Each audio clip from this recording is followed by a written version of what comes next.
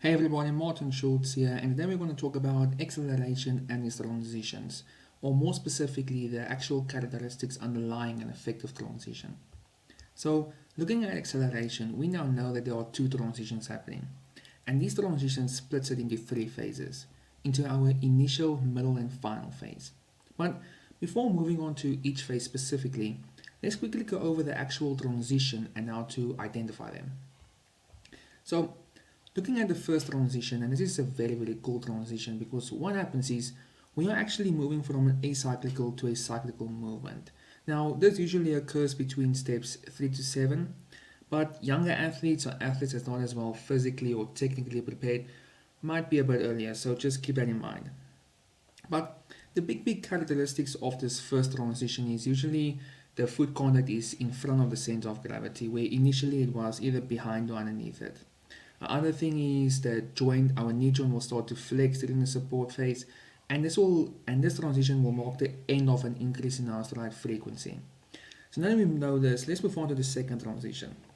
The second transition is very special, at least for me, because what happens is we are now moving into an upright running position where before we were bent over in our upper body. So that is also the big characteristic of the second transition, because now we are running in a stable upright running position. Now, this usually occurs between steps 14 to 16. Again, younger, not as well prepared athletes might be a bit earlier, so just keep that in mind again. So, that is our two transitions and a quick summation of our three phases as well. But now, let's move on specifically to the initial phase of acceleration. So, looking at the initial phase, and we can see in the video of Marcel Jacobs, he actually demonstrates this characteristics extremely well because we can see how far that foot contact is behind the center of gravity, at least in the first two steps, and then it becomes underneath his center of gravity as it continues. But along with this characteristic, he has extreme upper body forward lean, and we'll talk about upper body a bit later.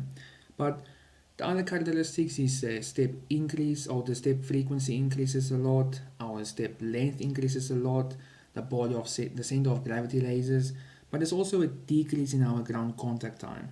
But the big thing of this initial phase is our actual technique, because here we are running with an acyclical motion. And this acyclical motion happens because of our ratio of ground and air time. Now, to understand this better, we need to look at this graph because this is a very cool and scary graph at the same time, because what this shows us is that we can only accelerate while on the floor. Now, because we are in the blocks with no velocity and we want to get as fast as possible, as quick as possible, we need to be on the ground as much as possible as well. Now, we do this by running with an acyclical motion and by keeping our airtime as minimal as possible, because here we can see that when we are in the air, we do not accelerate. Now, here we can also look at this technique of a 10-200 meter athlete, and we can see how his legs, his swing leg, is actually going in straight lines up and down, especially in the first two steps, and I marked it with circles of how low his ankle recovery is. And this happens up until his third step, the eighth frame, and we can see here at this moment, that is the moment of transition, because here he has moved into a cyclical motion, and we can see at the last frame how his ground contact is in front of his center of gravity as well, just to step on that a bit harder. But the big thing of this acceleration, of this initial phase, is this acyclical movement, of this piston like movement, to minimize the air time and to spend as much time on the floor so that we can accelerate as fast as possible. Now, just looking at step frequency, we can see at step 4 here where the red arrow is, how it marks the end of an increase in step frequency. Then moving on to stride length, we can see how it increases a lot.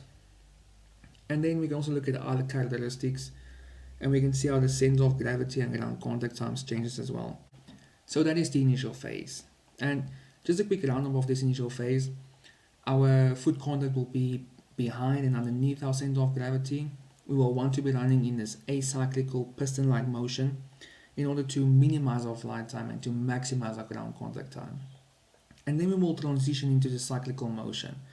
Now, the actual reason why we transition is because we can't increase our stride frequency anymore. And the moment the moment that we can't increase our stride frequency, that is the moment we'll need to change into a cyclical movement and contact the floor in front of our center of gravity on the next step. So yeah, that is the initial phase and the transition a bit better explained. So now let's move on to the middle phase. So in the middle phase, just again, our foot contact will be in front of the center of gravity.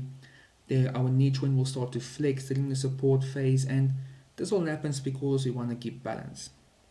Now, I just quickly want to go over this knee joint flexing, because what this does is when our knee joint flexes, it actually causes a massive stretch reflex. And this stretch reflex enables us to produce more force. Now, more force means larger stride length. Now, this is important because most of our speed increase in the middle phase is attributed to an increase in stride length. A little bit will be because of frequency, but as we can see, after this first transition, frequency pretty much stabilizes. There's a small fluctuations, a bit of an increase, but very, very minimally. Where if we look at stride length, it increases substantially after the first transition and continues all the way through our acceleration actually. Now, a very, very important thing of this middle phase, and it's actually the start of the transition, because if we remember back to the second transition, is in the second transition our center of gravity stabilizes, and we can see there where the second transition is that the center of gravity is a small raise, but it pretty much stabilizes. Now, the only way that we can actually raise our center of gravity is with changes in our head and back to bring those positions higher. There's no other way to increase our center of gravity. But the problem is, when athletes accelerate in the middle phase, they're actually actively searching for a more bent position. Now, why they do this is because a greater forward lean is associated with large horizontal forces, and more horizontal forces means larger forward velocity. So this creates this massive fight. Do I lean forward or do I raise my center of gravity? But in reality, it's not really a fight because both is occurring at the same time. Some athletes are just a bit more fluent and a bit more effective in this thing.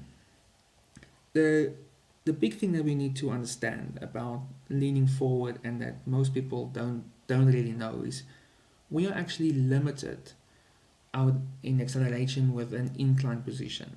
So if we force a forward lean for too long, it will limit our performance, and that is a guarantee. Because when we come into a stable upright position, into that upright posture, it actually affects force production capabilities for the positive. And here we can actually look at an athlete. First, we'll look at an athlete fighting between this leaning forward and bringing the horizon, bringing the center of gravity up. And this is, as I said, it's not incorrect, but some is a bit more fluent in this. Now, looking at the same athlete, here we can see how he forces this forward lean for way too long, and he continues up until step 18.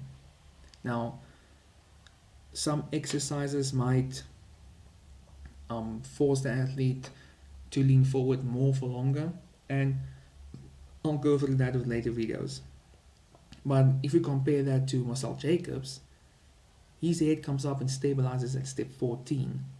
So, and we can just see how much more fluent he is in this motion as well.